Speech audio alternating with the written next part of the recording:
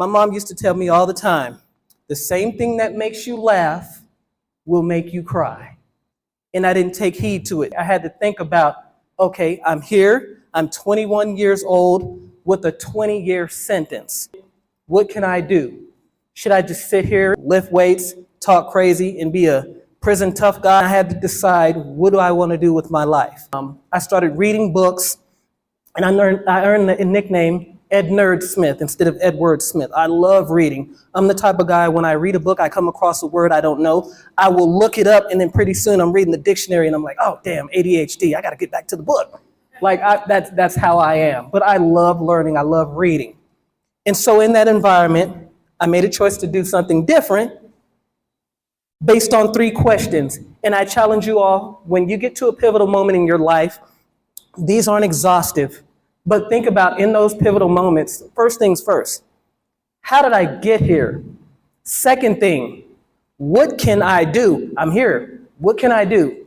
Third thing, what are my resources? So let me ask, you can just raise your hand, and if you don't want to go in depth, I'm not going to pry, because this is your story, and some of us hold our stories close to our hearts. Anybody in here had a pivotal moment? Nobody? Some of y'all got mustaches that are as old as me. You better have a pivotal moment, okay? Let's do it. In 2023, I was let go from a job that I loved. Okay. How did that happen? How did you get there? I was a part of a reduction force. The company wasn't doing as well as they wanted to, and they had to make some tough choices. And unfortunately, I was one of those they decided to let go. Okay.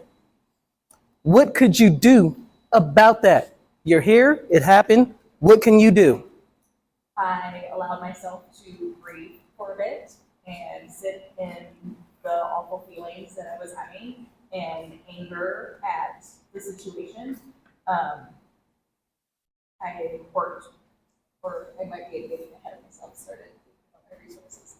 It's okay. Yeah, that's exact. I was like, what can I do?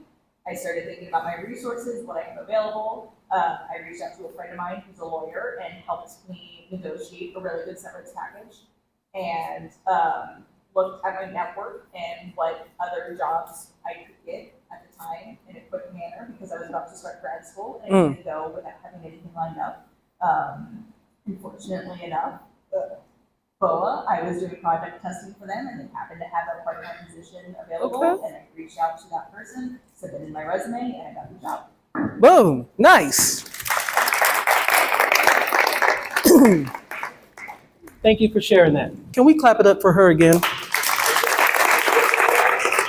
It takes a certain amount of vulnerability, right, to talk about something that impacts us dramatically. So I appreciate you sharing that.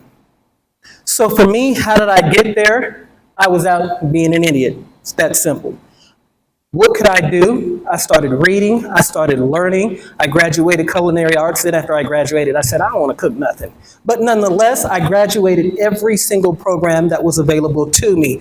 I applied for parole 4 different times. And all 4 times, they was like, yeah, thanks, bro, no thanks.